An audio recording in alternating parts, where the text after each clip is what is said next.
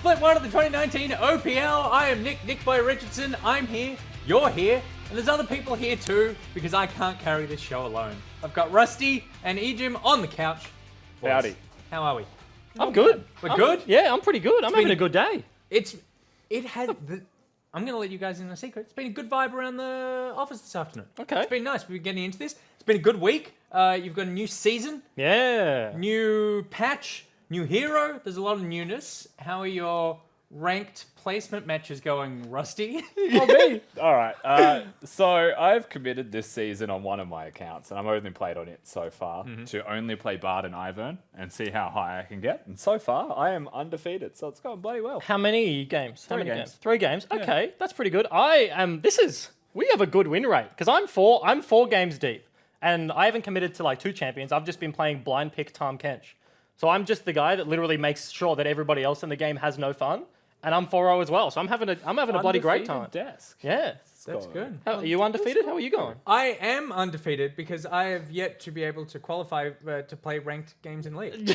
so far, I'm so upset. Cannot drop down in the rankings. But something I can drop down in the rankings is, of course, our spicy tips because we have a schedule of games on this week. Let's look at the schedule first, and then we will hit up the tips. We've got Gravitas versus Direwolves, game number 1. Then we're on to Bombers versus Legacy, Mammoth versus Avant Gaming, finally Chiefs versus Order.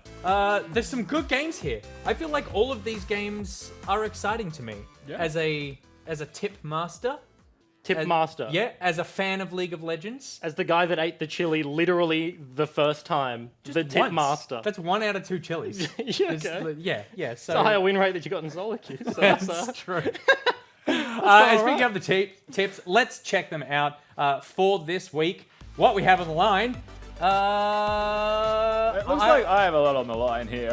Yeah. That is a hell of a pick for is game number 1, Rusty. Oh boy, yeah, I'm back in the Direwolves. I'm also back in my own boys. I'm not going to pull a Ejim. We'll call it an Ejim. Yep. Against Mammoth, and go for Mammoth. Yeah, okay. So this is a risky week for you. Yeah, already. Yeah, it is. Yeah. There's chilies on the line. I'm terrified. Yeah, go hard or go home. This is also a risky week for you, Bryce, because you and I have exactly the same tips. So if I go down, you're coming taking down me with with me. you. Yeah. I feel like I'm also going to be worse with the chili than you were. I think so as well. Yeah, so- Yeah, I think the taller and paler you are, the worse you are at chili. You can also tell that like it got a heck of a lot more serious because Nick week 1 was just throwing stuff out everywhere, and then obviously this week that is the most vanilla ice cream of tips I was going to say, I like, have ever there's seen. almost no way he can get it wrong with those picks. It's like, I'm just hedging the bets and making no risk there. Yeah, Well, but is that not because the way that we've structured this is there's no reward for winning. There's just a cost for losing. Instead of it's the reverse of the normal thing. If you're not last, you're first. Exactly. Yeah. Yeah. So there's no incentive for me to do like weird tips because I don't get anything in return. Yeah. Don't Are you tip saying weird. we need another end?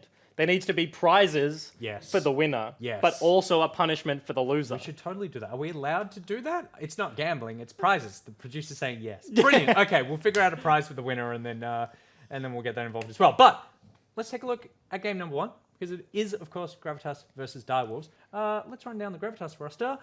Rusty.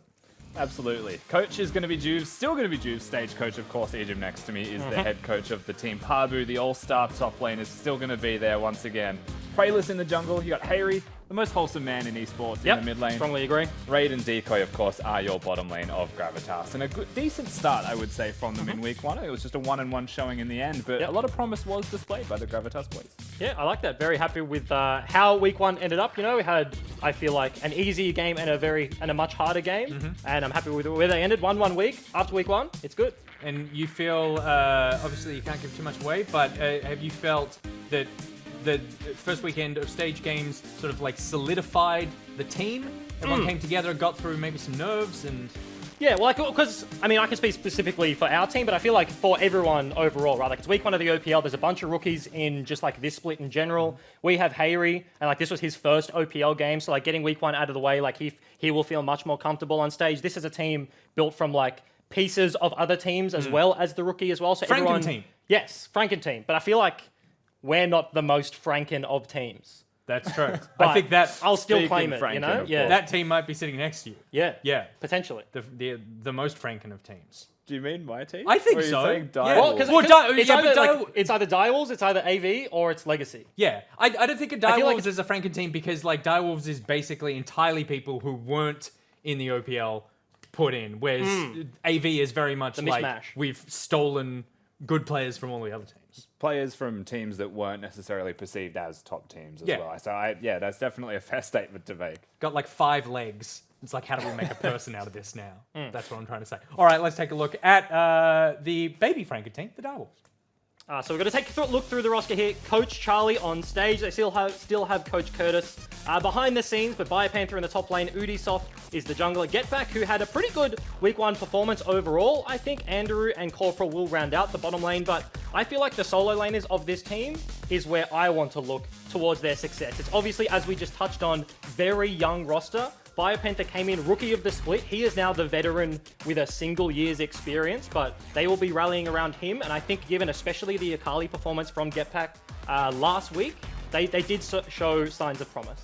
Absolutely. I mean, the one thing you have to look at with Direwolves is time is their biggest friend. They've got the infrastructure there. They've got their performance director as well in Coach Curtis behind the scenes. So this is a roster you look at and you say every week they should get better. Every week we should see improvements from them. And that's really what you have to explore today. All right, well, it's going to be exciting to see who comes out on top of this one. Of course, you can check out Biopanther on Twitter. He's going to be our POV stream for this game, so you can see all his clicking and clacking from the first-person perspective. But for now, I'm going to throw you over to the casters, Benji and Spawn. Thanks, Nick Boy. I'm Benji, joined by Jake Spawn and Tiberi. We're back for week 2. Certainly are, and this exciting. should be a good match to kick off this week because I think that both of these teams actually have some pretty big question marks. I think that what we saw from Direwolves was some good base of structure, but maybe some individual micro errors that maybe could have propelled them ahead, especially in the Legacy game.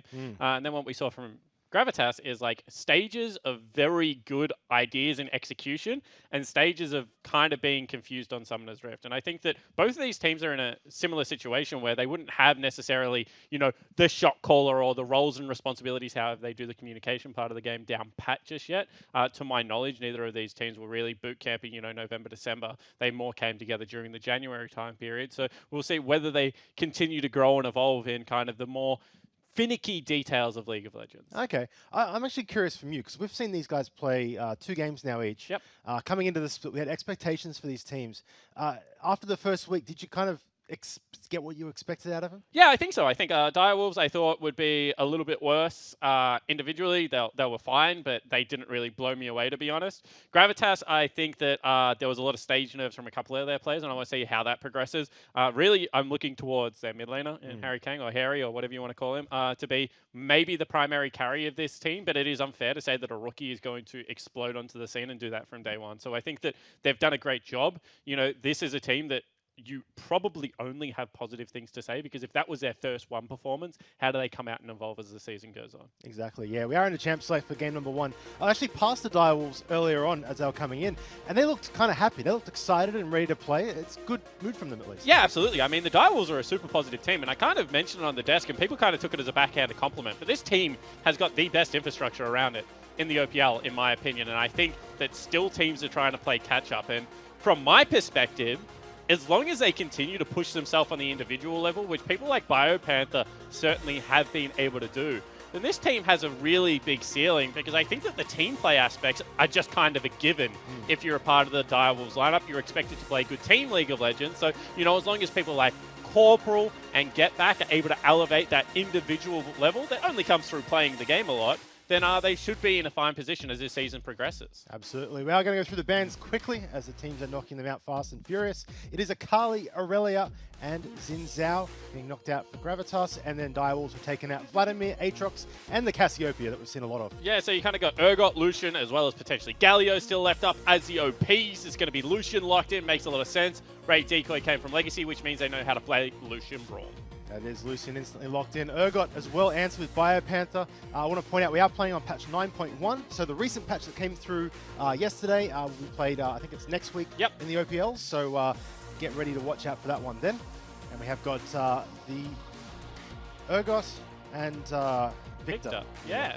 Both of them flex. So Urgot seen mainly top lane mid. Victor can be seen top mid and AD carry if you're really brave and want to pull it out there. Do you think Direwolf's that kind of bravery level? I think so. Andrew is kind of flexible. Was a mage player a little bit as well last split, so wouldn't be surprised to see him pull that out. You can see Jubes has actually got the biggest spreadsheet in the world. That man uses Excel. Ejim, I know for a fact because I work with Ejim pretty closely that Ejim is the Excel/Google Sheets fiend, and Jubes has been given something there. I will say he probably needs a clipboard or something for that, just so that I don't know. Enhance. Yeah, there might be a little bit of that going on, but you know, there goes the Braum and the Sion being locked in for Gravitas. So Sion most likely the top laner there and Braum support. So missing the jungle mid laner on the Gravitas side, and it is answered immediately by Alistair for Direwolves. So they're now missing jungle AD. See, I think that Pabu or Harry is just going to chase whoever's playing Urgot around with the Sion. Sion's got a pretty good lane into Urgot in my opinion. Can kind of wave clear against them. Both of them just meatball tanks. Very hard to kill either of them. However, if you do get the push early, you can be pretty proactive on the map as Sion. He has better wave clear than Urgot at the start of the game. Jungle bans being picked up here. Very interesting that they're going for the tank pickups, given when I think of Prayless, I think of the ability to be a fairly aggressive jungler, to be honest. So see whether this is going to be the Sejuani ban away. If you're going to ban Zac, you may as well ban the Sejuani, in my opinion. Yeah, they might want a specific... They might say, Prayless might play the Sejuani. They might want him on it. They might want to take away the flex options. We see the block being banned out here. So the Zac's an interesting ban, actually. Like, what kind of logic would you use from Direwolf's perspective to want to take that specific champion out, do you think? If you want to play like heavy team fight and you maybe want to take a Sejuani for yourself, or as you said, you want to force him into the Sejuani matchup, take a tempo jungle or something like an Italy into it, could be an option.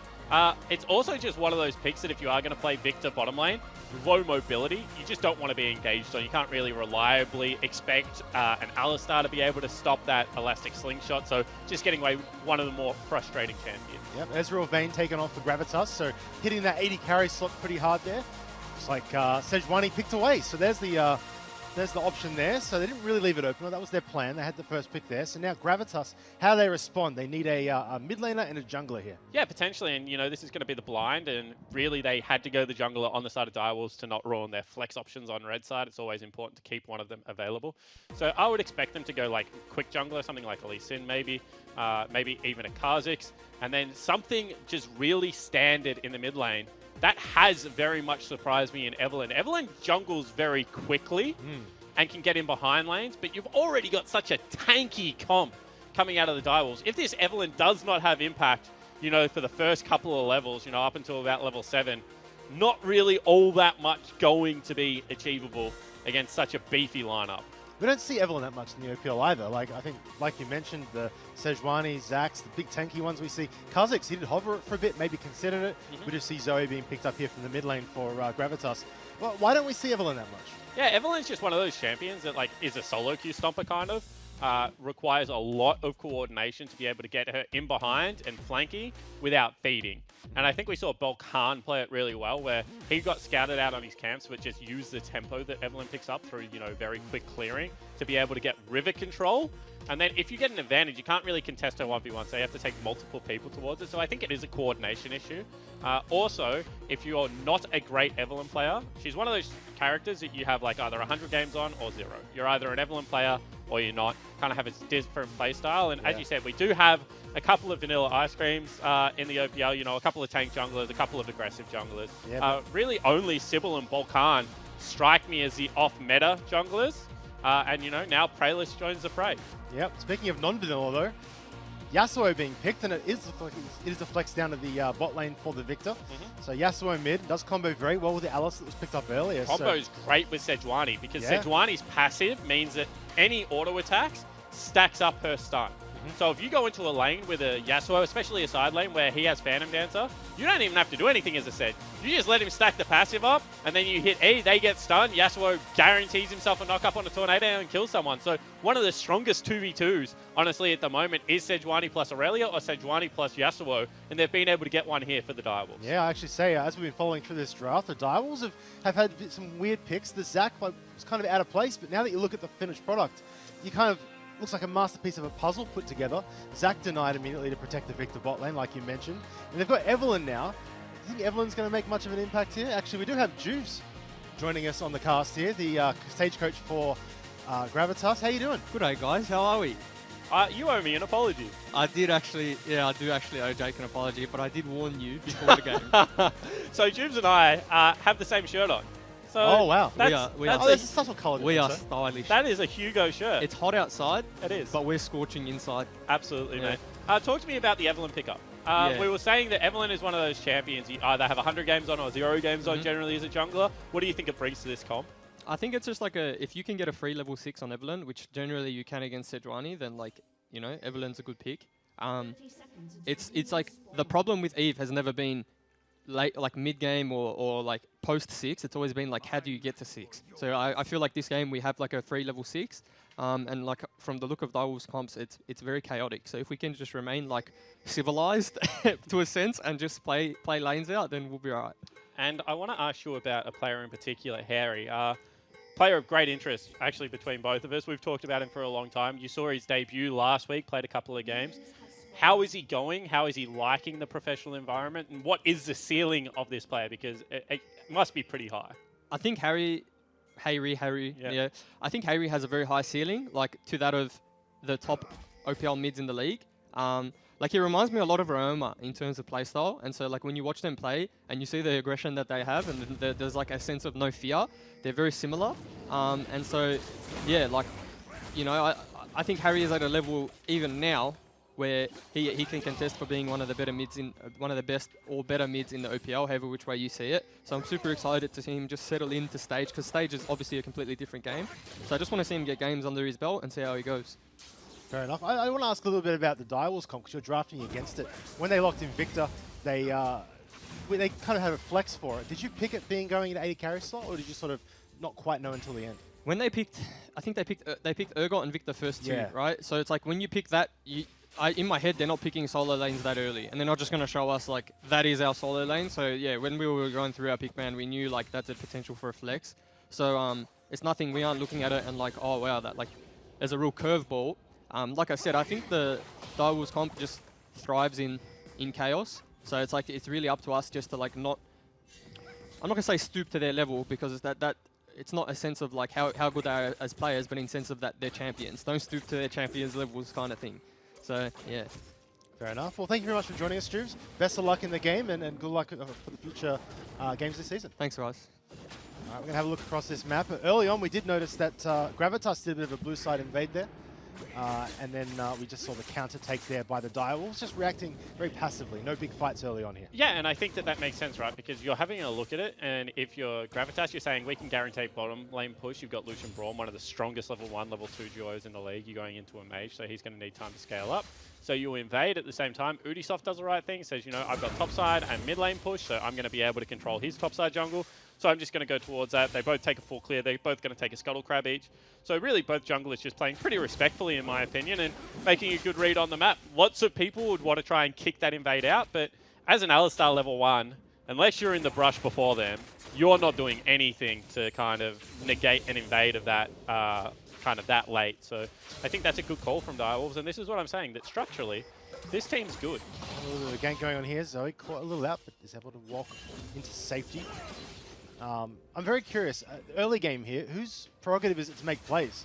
Is it on the... Actually, with the Flash coming in, it's dodged out pretty easily there by the Direwolves, but Flash popped. Yeah, Flash for Flash. It's going to be support for 80 carry, marksman, whatever you want to call them. Yep. So I think that that's a good trade coming out of Decoy. He's a big Braum player, actually.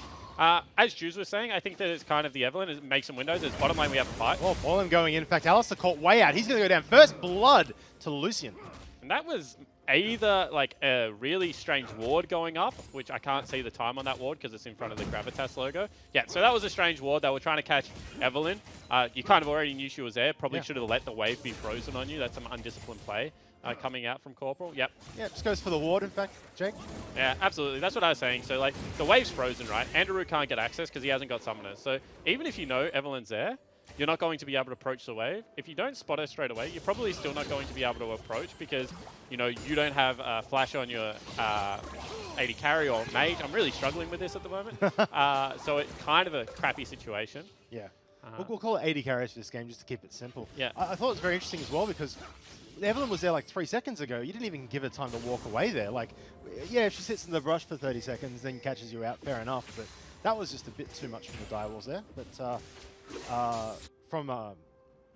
then they're going to clear off their wave. I'm looking at the turrets here. Biopanther probably back top now. The PoE stream right now is for Biopanther. So if you're an Urgot player or you're a Scion player, you want to see that matchup, I would check it out. If you've got 2 screens, pop it open on your second screen. I imagine early game, won't see too much of it because the action is going to be mid and bot side. But a lot of the trading patterns from those two could be interesting to watch from that first person perspective. Yeah, absolutely. And I think that what you want to see from Bio, which is kind of what we saw at New South Wales League of Origin, was how well he controls the wave. And he very rarely lets a wave stack up and crash into his turret. That's when you're at risk of being dove, especially by an aggressive jungler like Evelyn and something like a Scion as Udisoft in the mid lane. Well, looks like Drowsy's gone down. Zoe's caught. There's a cleanse coming out. Zoe's caught out a lot, in fact. She has not really much of an escape. There's the ult coming through. Hayri goes low, flashes, but Get Back follows, and that's a kill for him. The fight's going to keep going, though, as Prayless and Decoy are in position. Look at the passive stacks. Oh my god, that goes up so quickly. Decoy is caught out. He's going to get stunned in position. Corporal's coming in as well. Get Back going in, trying to pick up the last kill on Decoy, but he gets stunned as well. Everyone's so low health. Prayless goes in and gets killed, but gets the counter onto Yasuo. And that's 2 kills to the Yasuo now. Pabu making his wave down, does have ultimate, but not going to go for it just yet. Raids come up as well. Looks like the bot and the top lane for Direwolves remain in position. So a little bit of CS for those guys, but that is a 1-for-2 trade in favor of Direwolves. Yeah, it certainly is. And not only is it in favor of Direwolves, you know, kill-wise, you do not want to give early gold over to a Yasuo. Get Back is just going to be able to park himself in the side lane until he hits 2.5 items here. Then he'll be a team fight monster. So well played from the newest member of the Direwolves. Well, there's 3 of them, kind of. He was their sub last split. Yep. But someone that I think people were skeptical of and has shown kind of in the first 2 weeks of the OPL that he is not afraid to play aggressively. It is. I'm actually, as a viewer, I'm very curious about these young players because sometimes you'll see undisciplined play. What they usually have is having mechanics. Yeah. Right? You can put them on these crazy Yasuo picks and they'll do things you didn't even know existed. And that's what I'm kind of looking for, especially with Get Back here in this mid lane. Yeah, absolutely. I mean, we call it the fingers in order, you know. Sometimes they don't have the smarts of the game and haven't played through every scenario, but what they do have is real good fingers. And you can see that with someone like Get Back, you know, chasing into a brush, flashing forward into an unwarded when they're already on your side of the lane. There must be another jungler there, but, you know, doesn't play it slow, doesn't wait for the rotation. He just wants to kill immediately, able to pick it up, nearly outplays, nearly kind of got another triumph proc for himself to be able to escape from that gank as well. So certainly plays nicely there. This is Prayless now level 6 going for a blue buff invade. He's in position very quickly. It looks like Udisoft going to rotate down, but way out of position. It's just Ed leaving his base now, so his blue has been taken away. And Prayless is going to make his way bot side. Now, I'm also curious about the blue side. That's the Aegian ward right there. Did you see that? Did he get over the fat part of the wall? Oh, wow. Oh, actually, Andrew way far forward. He's getting caught out. Brom going forward. 2 stacks and then 3 stacks. He's stunned. He's dead. Corporal now getting the stun stacked up. That's a double kill for the bot lane. Yeah, that's really nicely done because even though he got the Aegian ward, maybe didn't expect the level 6 to be coming through, which means that you can't see Evelyn on the ward. You know, she's invisible now. One of those champions is very frustrating to play against, and that's already 4 kill participations in 8 minutes. Now maybe Udisoft caught out. He might be caught out. Prayless coming in to pincer him off. Yasuo's got control of the mid lane though for now. So he does try to get a catch there. They do back away. But Inferno Drake is the one that spawned. Seems to be my luck in these games. Just we seem to get all these Inferno Drakes everywhere. Yeah, certainly do. If we could take a peek in the mid lane, actually, Udisoft going in. That is the skin I was talking about. That's Yasuo, Odyssey Yasuo. Okay. Ladies and gentlemen, if you were a Yasuo player nowadays, that is the nicest skin in the game. That is pretty clean. I just love it. It's so good. He's coming in here to force Prayless off those Raptors, or make it at least difficult for him. Just steal that big one away. Yeah, very nicely done. It's going to be the Dragon picked up as well. Wow, they actually got position over this Direwolves, rotating well. Going to take the first Inferno of the game. That's going to give him a little bit of a small advantage with gold being pretty even. Mountains next. Pabu's itemization is kind of interesting then, because Sunfire Cape is being rebuffed on the next patch. Okay. No one's building it at the moment, so kind of 9.2, it got taken back up. Obviously, that went live last night, and Pabu probably played a couple of games on it. And I'm always interested in items like this, where they don't get played, then you get like 100 gold buff. Like, not all that much, and all of a sudden, everyone will buy Sunfire Cape again. I guarantee it if you're a tank. Yeah. And what it kind of does is, maybe it wasn't that bad last patch. Maybe we just weren't buying it, and all of a sudden, you know, Pabu picks up a Barmy Cinder, looks to have some push even when he doesn't have all that much mana. It's going to give him health against a mixed damage top side of the map. What I mean by that is, you know, obviously Biopanther does AD, Evelyn does AP, So the most beneficial defensive stat to build is HP in that kind of scenario. And it's just one of those things that always kind of piques my curiosity to see how it goes with the nerfs and buffs. I'm curious about items though, because something like 100 gold difference makes very little change practically. But, do players have like spreadsheets and stuff where they input this and try and figure the cost benefit of gold? So this is what I always used to do for teams. So I can tell you that most of the time players just build stuff because it feels good. Ultimate in here. Oh, looks like there's a catch out. Yes, we're going to get a second kill. Perhaps Harry going forward, but not able to get under his turret, and that's a free kill for Get Back. That's 3 and 1 right now in this game. Yeah, that's really nicely played because they were sitting on top of a pink ward, but they didn't hit the green ward in the brush, so they didn't really think that Ubisoft was going to be there. Now potentially looking for a pick here. I say the turret is going in and getting a lot of damage on Ubisoft. Ubisoft is dead, and there he goes. Praelis backs out. Yeah, and that's really nicely done from Praelis. I said he kind of takes me, he's more aggressive, not a tank jungler. When the Zaxxan comes in, well, kind of staking his claim further towards that reputation. Back to the kind of like itemization. Yeah. It's really hard because mana, for example, makes Frozen Heart one of like the best items in the game because mana is just such a crappy stat. You know, you get so much of it from Frozen Heart. So sometimes gold efficiency is hard, but there are some players that are big on it. I myself am massive on, gold efficiency. Freak, for example, is huge on gold efficiency in North America. But I think players more listen to analysts and coaching staff nowadays than do it themselves. Okay. Analysts probably look at the patch notes and see the little changes and figure out what it means. 100 gold doesn't seem like much, but when you're balancing a game like this, when like things aren't completely out of whack, you don't have 100% win rate champions and stuff, that kind of stuff really does tilt things in favor against all four something. A little bit of damage on the raid. And look at what Lucian's able to do. And I was kind of talking to Ejim about it, but I kind of hate when Blade of the Ruined King 80 carries are in the bottom lane. Actually, one of my biggest pet peeves in all of League of Legends, because Lucian right now is just using his health to trade against the wave, which means that Andrew has to use all of his spells on the wave, because otherwise he can't push out. He's gone for the wave clear build with the Emax on Victor. He's one of the best wave clear champions at this stage of the game, and he's still getting pushed in by the Dematerializer coming across, as well as the fact that Blade of the Ruined King just keeps raid at 100% health every single wave. It is so frustrating to play against. Really looking forward to crit 80 carries coming back into League of Legends. Yeah, so I'm actually curious about this Victor. So we don't see it bot lane too much. Is this how early game usually goes and it scales better late? Or are we looking for a bit of more power from him? He's just going to get a bit shoved out too hard here. Yeah, I mean, I think that going up against Lucian Braum, that's the best bottom lane, so it's always going to be hard. Pabu maybe has been ignited. A lot of damage coming on him. He's going to ult away. Get back in the mid lane though. Does cleanse out. In fact, going in. Flashes away. Summoner's burnt for Get Back. Both of them, in fact. Yeah, really interesting that he didn't just immediately flash as soon as he saw the Evelynn. Now he had to burn both Summoners. This is what you kind of expect. Really good scaling mage, Victor. He's a control mage. One of the best, like, historical control mages. Like, he just scales kind of infinitely. He has such an expensive item build as well. So this is what you want to see. He hasn't been shoved out of lane. He's only died once. You wouldn't want the 2 kills on the Lucian, obviously, but to be down 15 CS at this stage of the game is fine for Victor. Now Pabu on the wrong side of Summoner's Rift. Yeah, Pabu caught out here. It's a bit tanky, but there's 2 people here. His ult's down, his flash, but gets chased down. There's a stun coming out from Ubisoft, and then the flash from Biopanther. They're going for him. The ult's on him. He's going to get fear beyond death in a second there.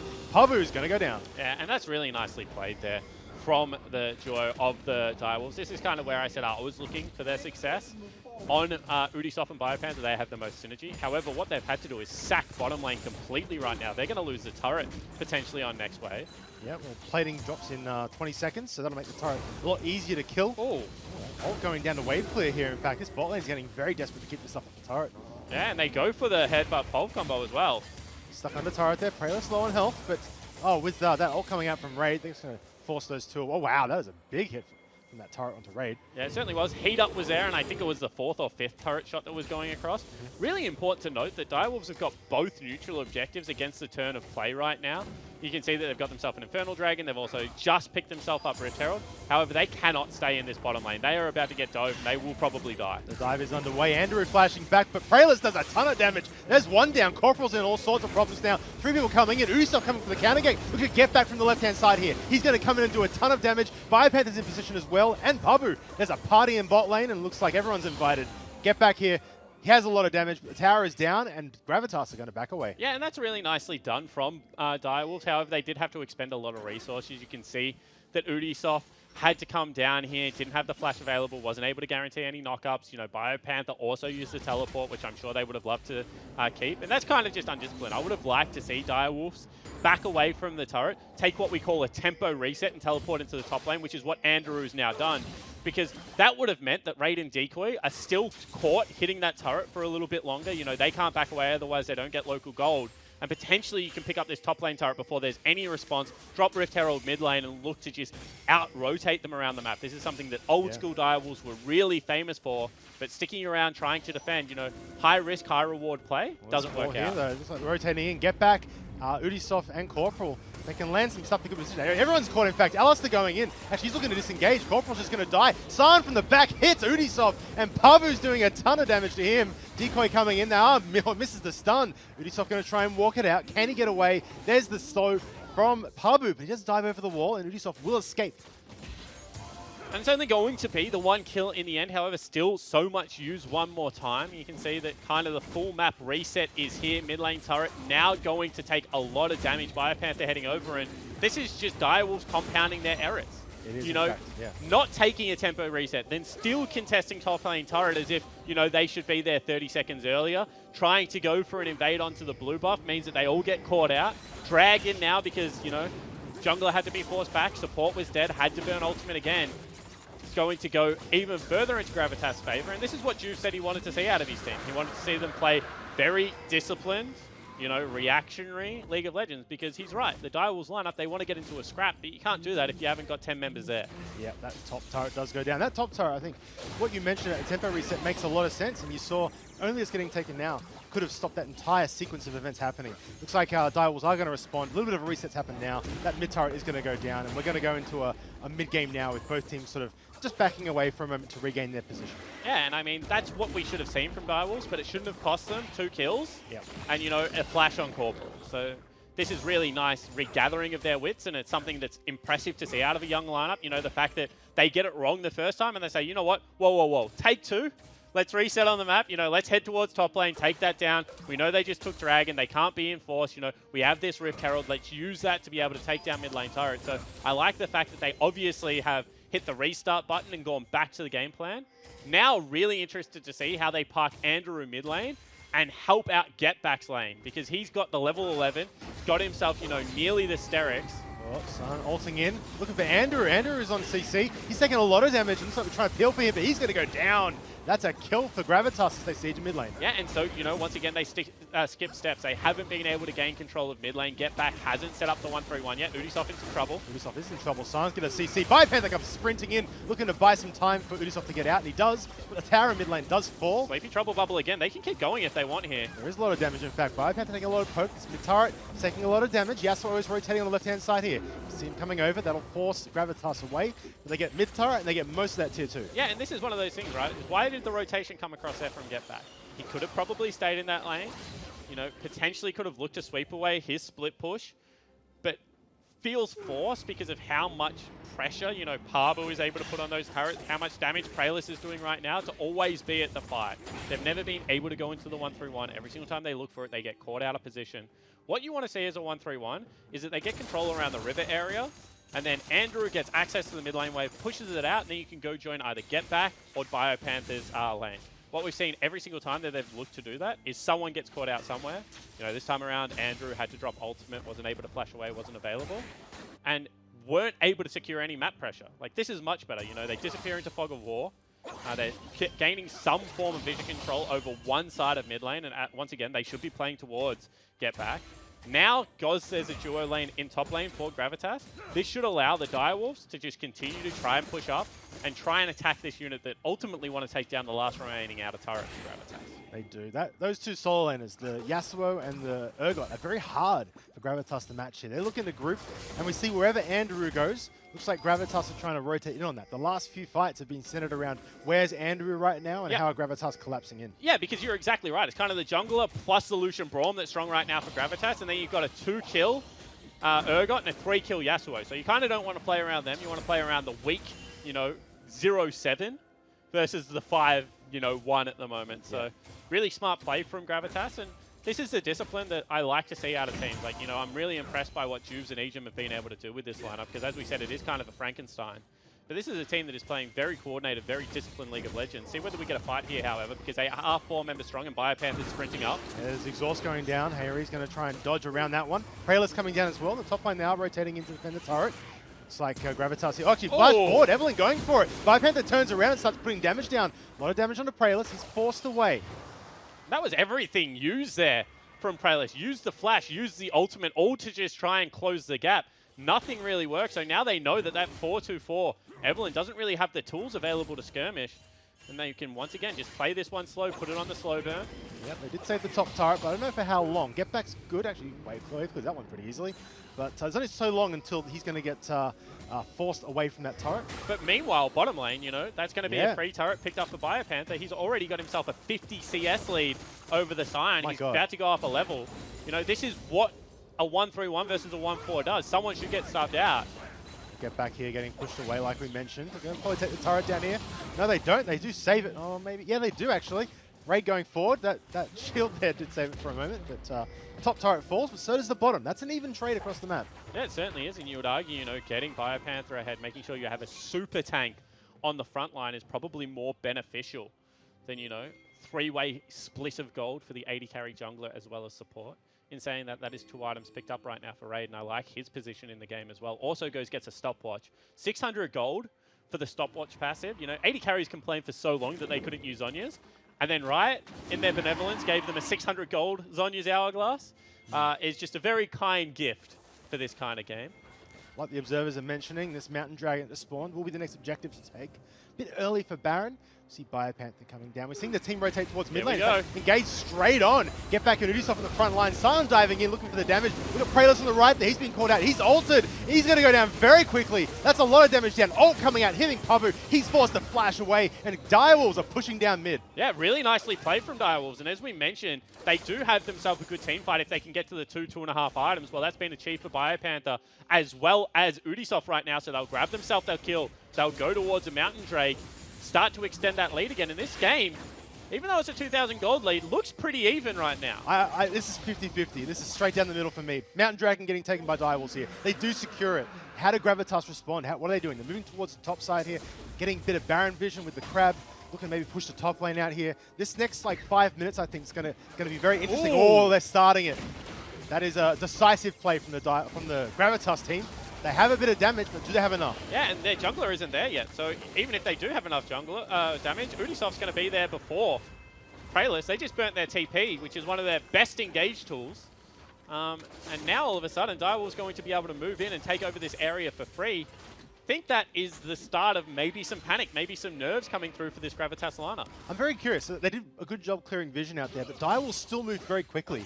Is it seeing the players disappear from the mid lane up that river that makes you sort of want to check that? Yeah, I think, you know, sometimes you also said the teleport coming through on the ward if you're hovering over it. So, you know, there are little things that give the tell away.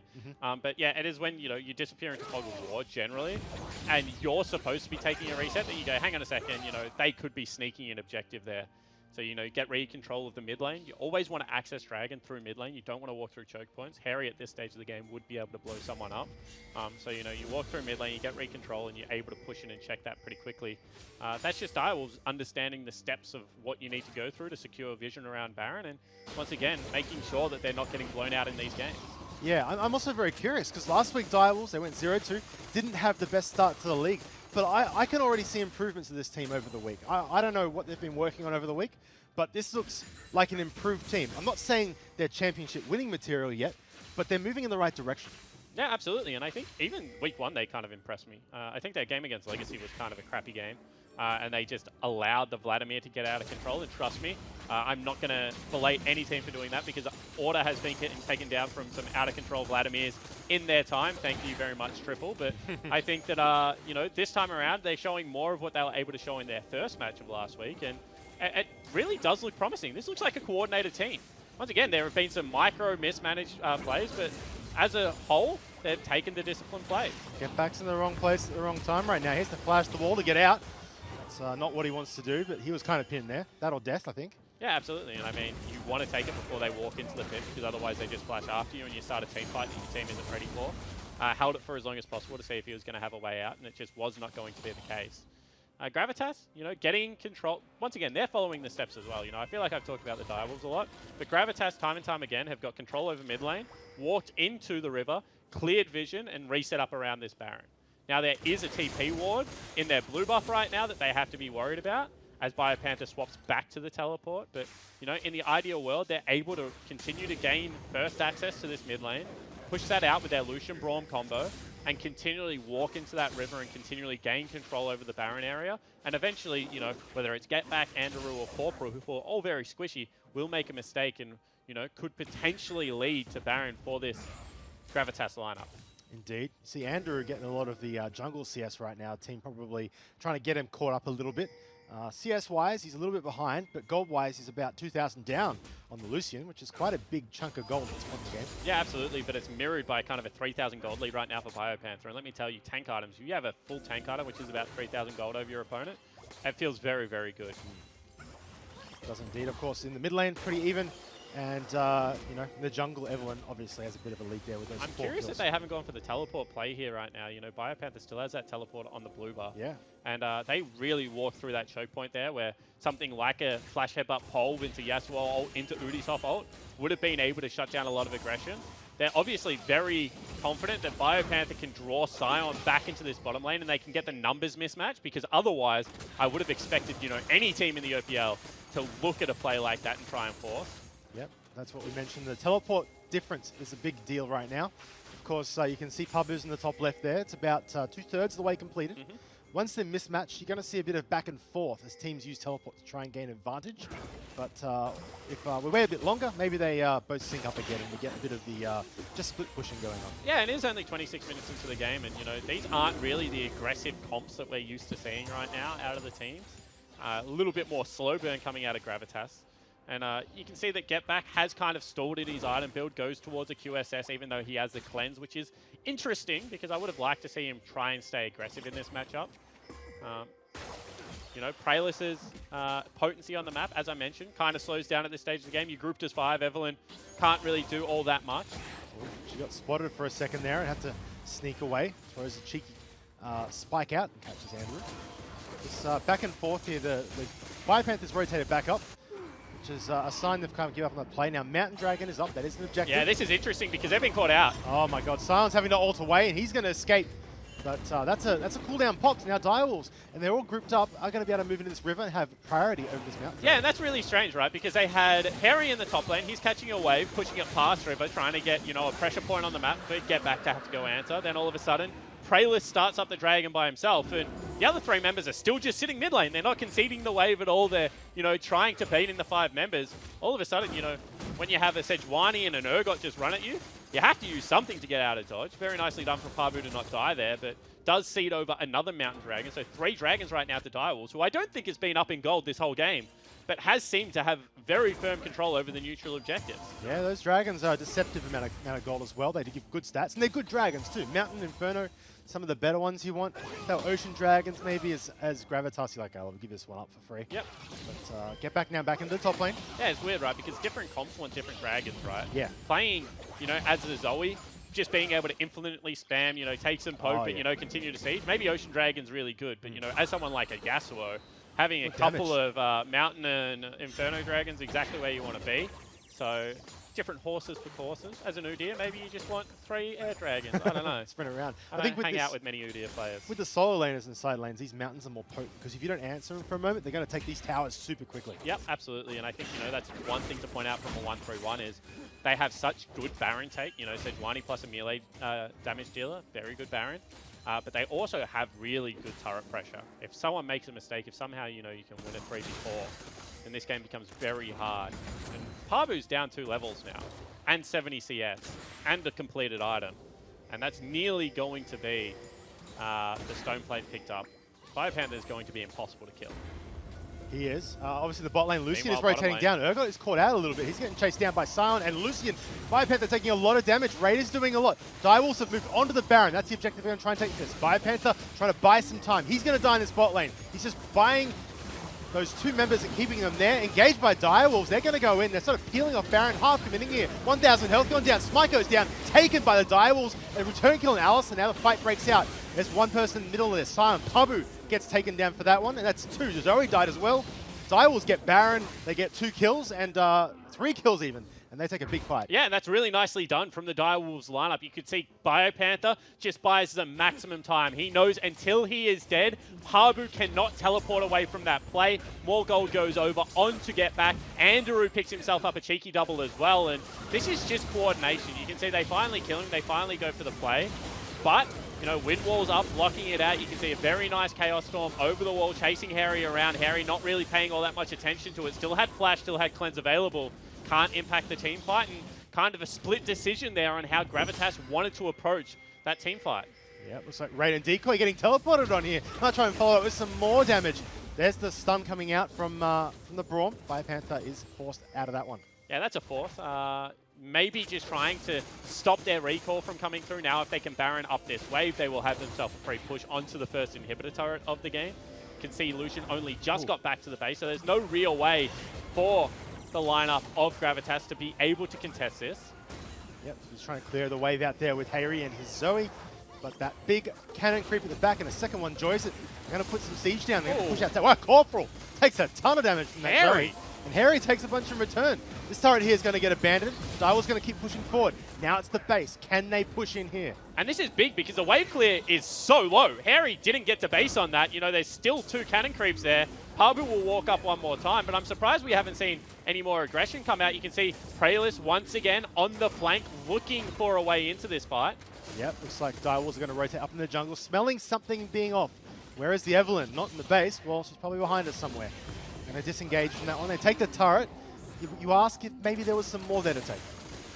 Yeah, absolutely. I mean, with Harry's base being stopped a couple of times, I would have liked to see them go for something a little bit more aggressive. But once again, you know, not really the tune of Direwolves right now. They do seem to want to play this one slow and steady. And if you are Sharp as well as Charlie Wraith right now, you're stoked with how this game has gone. You know, win, lose, or draw from this position, you'd want to win it, absolutely. And they're in a position to be able to do so, even though they're still down in gold. But they have played this one by the book. That's why we've talked about them so much, because it just seems the game has been dictated on their terms. Now Pabu picks himself up a stone plate. He's going to have windows of being a very tanky boy. Raid also gets his 3rd items. He's going to be a monster, but you can see 3rd item already picked up for Andrew as well as the Yasuo. They're just power spiking right now at the perfect time. They are indeed. And Direwolves, the goal looks even, but it feels like Direwolves get all the fun here. They get all the tempo play. They get to decide what they want to do, and Gravitas are forced to answer it to find the solution to this problem. And the reason the gold looks so exacerbated right now is, even though it's kind of even, 3,000 of the gold lead is on the support. And Braum doesn't do all that much with 3,000 gold. You want that 3,000 gold on your Zoe so she's equal or ahead of the Yasuo, or, you know, on your top lane tank so he's equal-ish with BioPanther. But unfortunately, having a 3,500 gold lead on Decoy doesn't really do all that much for this Gravitas lineup. Yep, 2nd Inferno taken by Direwolves. That is some dragons. 3 mountains, 2 Infernos in this game. You want high-impact objectives, that's what we've got here. Direwolves got 4 of those. And now the question is, with Elder, the next dragon to spawn, what is the next play? Should have Baron coming up in a few minutes now as well. But for now, it looks like Direwolves keen to sort of reset and start pushing these waves out again. Yeah, pretty defensive build coming through for Raid here. Has gone for the Merc Scimitar as well as what probably is going to be a GA. Means that they're not going to have a Last Whisper or an Infinity Edge, the 2 tank shredding items to be able to deal with BioPanther. So wonder what the plan is to be able to take this guy out in the team fight. If he's in the team fights, we've seen a lot of split pushing. They did collapse on him last time, and it cost him Baron, but maybe it's a strategic play rather than a numbers play. I'm not going to doubt Gravitas. They're a smart bunch of kids. They'll have a solution for that. But I'll be curious to see what that looks like as they do move into this top side jungle. Looking to get some priority over this place and get some vision up this Baron that's coming up in 2 minutes. He's a whole Knight's Vow up. I can't believe how rich Decoy is compared to Corporal. He just has an additional item. He just has a completed additional item of more expensive Nikes. Like everything you want. Wow, okay. That's nice. That feels good to support. The rest of the team, not so much. There's a Sleepy Trouble Bubble down onto Biopanther, taking a bit of poke, bit of siege.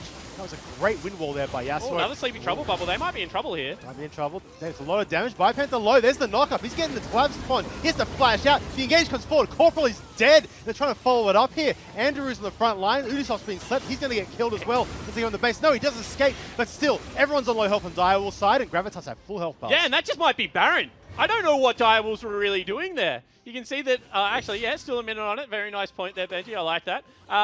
They just kind of were sitting mid lane and continually copying poke from Harry. That is such a strange play. Now their base is broken. The base is broken. Inhibitor will go down. You imagine they probably won't be able to end the game here. They'll have to back out. Direwolves maybe looking for a mistake here, trying to get some exit kills, but no. Good disengage by Gravitas so far. Corporal's 5 seconds away. Does have the Mobies. And you see they might want the re-engage here. Biopanther hits the CC onto Pabu. Bit of a tanky member. You don't really want to pick him off too easily. Hayri on the side trying to be a nuisance, and is being a nuisance, slowing down this re-engage. And if they stop the recall completely, they can go towards Baron and force them to fight without a reset, which will keep so much gold. You can see Corporal back on map right now. The danger is the fact that Pabu's about to get TP back available. And look at all the wars littering the Direwolves topside jungle right now. Fantastic job from Gravitas to regain control of that area. This is where, you know, experience plays. Schönfire would have swept that backwards. 100%. He knows that they've been in his jungle the whole game. Biopanther knocks it into river. They will now go check out what's going on in their jungle, but still missing that one ward in the middle of the lane, as well as a ward in the jungle. Trying to sneak it. They know the crab's up, so they go over the wall. They're trying to take it without the check here, but we do have Braum rotating up. He doesn't go very far. He backs out. Here comes Praelus. He's very low. This Baron is taking a lot of damage. Smite's gone down, and they're going to steal the Baron. What a smart play coming out of Direwolves. As you mentioned, the false sense of security of Crab strikes again. They think that there's no way they're in there. We would have seen them if they went through red buff towards. With that pink ward instead, they just both hop over the back of the pit, one with a blast cone, start up the Baron, take it down. And even though base broken right now for Gravitas, Direwolves can just march these Baron up creeps down the mid lane and regain control of this game. It's a fantastic heist. They steal that one away. There was almost no... They didn't earn it, right? They had no vision. They had no pressure besides the reset. Gravitas had all the fun. They had the super minions down mid lane. We do have the Elder Dragon spawning. This is the next objective, 55 seconds away. And if you're a young coach trying to talk to a team about what tempo is, that's a great play to show them. Because Biopanther gains so much tempo, in quotation mark, by stopping the recall time and time again.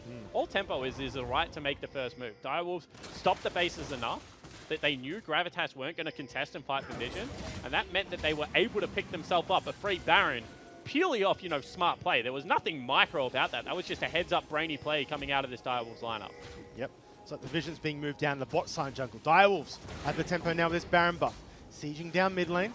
Everyone rotating up here. We had Victor in the bot lane there for a second, just pushing it out, but he's rotating. Trouble Bubble goes down. They go for it. They're going for it. They caught him. He's taking a ton of damage. Ubisoft has the stopwatch. He pops it. Here's the engage. Andrew, get back from the left-hand side. Decoy's on low health. He's dead. Pabu gets thrown into the middle of the Direwolves, and the backside Praelus trying to make something happen, but he's caught out of position as well. Direwolves in the middle here. Still 5 of them alive. There's a 5v4, but the position here. Gravitas now getting collapsed on this 3-man side. They're trying to get a good engage. He's not getting it. Ult comes down. He's onto Pabu, but he gets killed, and so does Corporal. It's 2 down, 3 down for Direwolves, and they're getting cleaned up. Gravitas with the back and forth play, and there's 4 dead, with Ubisoft escaping with his life. Yeah, but that just might be game, Benji. 30 seconds on anyone already. Mid lane is opened up. Ubisoft backed out of the fight, trying to get a recall off to try and get his health back to even. But Raid played the team fight to perfection, and now Gravitas will push into the base. Now pushing the base. Inhibitor is down. That is not going to save him.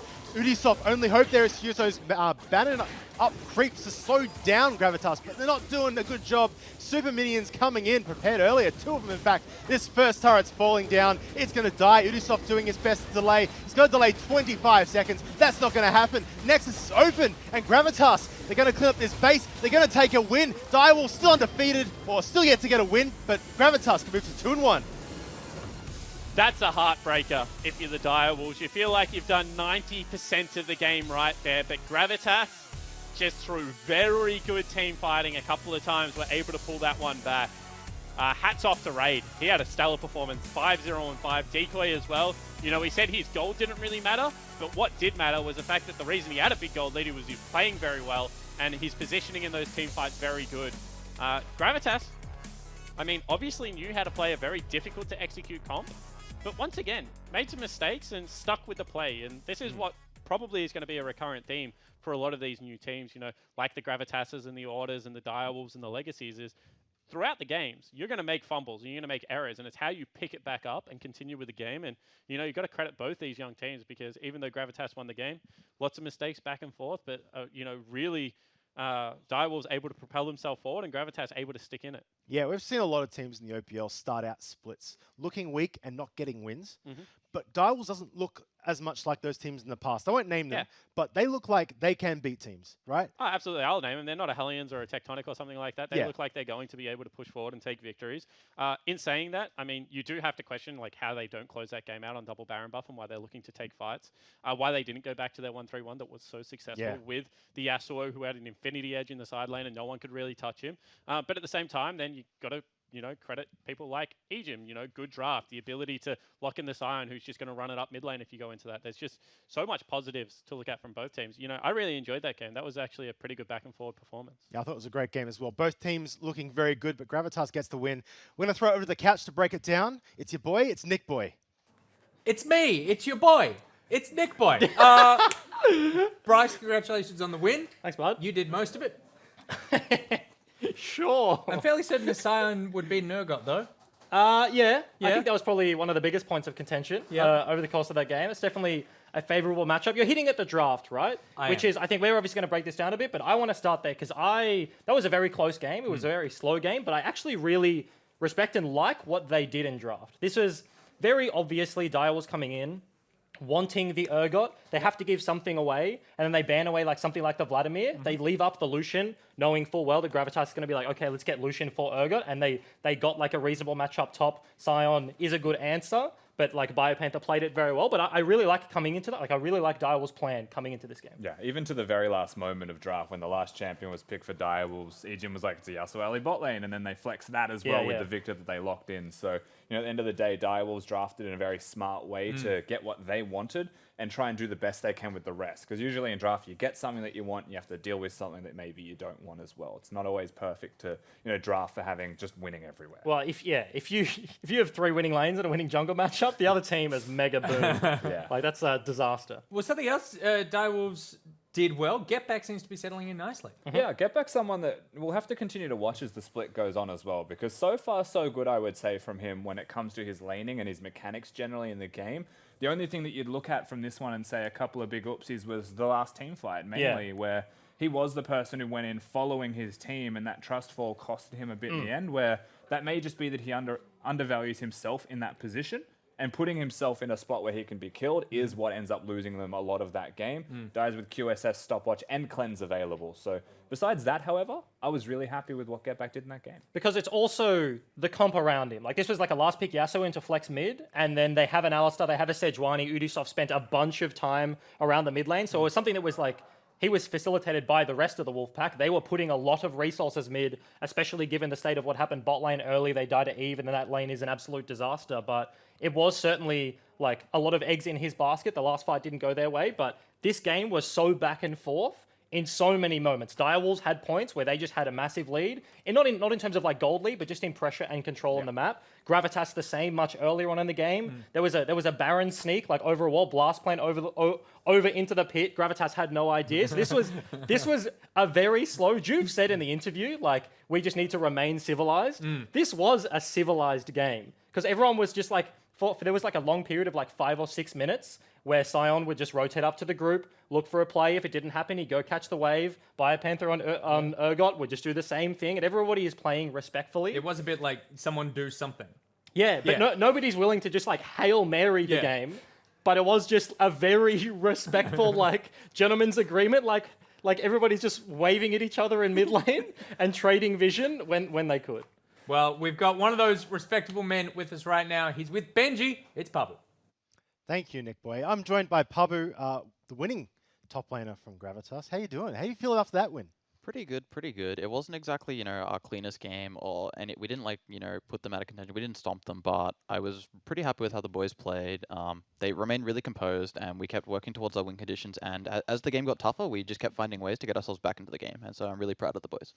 So I imagine there was a lot of pressure on you guys during that game because it was close for most of it. How did the boys deal with that pressure? Obviously, your last few games last week weren't as close in the mid game. How did they hold up and what was the mood like on the team? Well, they also comp was really strong, and the Yasuo itself was very strong. It was hard to play around. He had a lot of pressure and he was very scary, but we just sat there and we focused up and we figured out, how do we win these fights? What situations are good for us? And so, we had Zoe, and so we just wanted to play to our Zoe win condition, just throw bubbles. Eve will find a pick eventually. We just needed to take it slow, and then they will give us an opportunity eventually. They will make a mistake, and so that's what we did. We just took it slow, didn't do anything too rash, and then waited until they made a mistake. Okay. I want to draw back to the early game because it felt like you guys were playing around the bot side a lot. Was that sort of the goal going into the game where you're like, okay, this is where we want to pick on and get ahead? Or was it sort of like as the game moved on, you sort of found yourself, oh, this is the right play to make at the time? Well, as soon as they gave us the Lucian, it's very obvious in our comp that we're going to want to play around that. And they played Urgot, so that's like another champion where you can play a really strong weak side champion and Sion into it. So they gave us the draft just dictated that we're going to play around bot, so we did.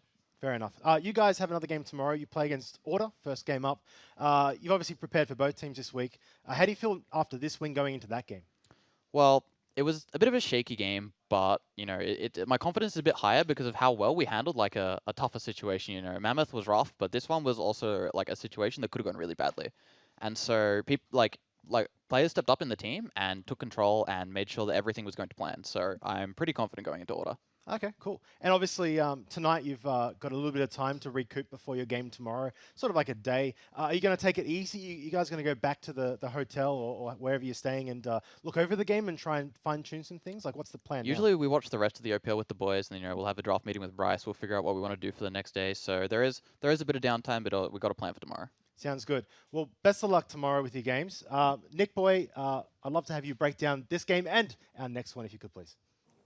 Oh, what timing! We've had a small microphone issue that we got sorted right away.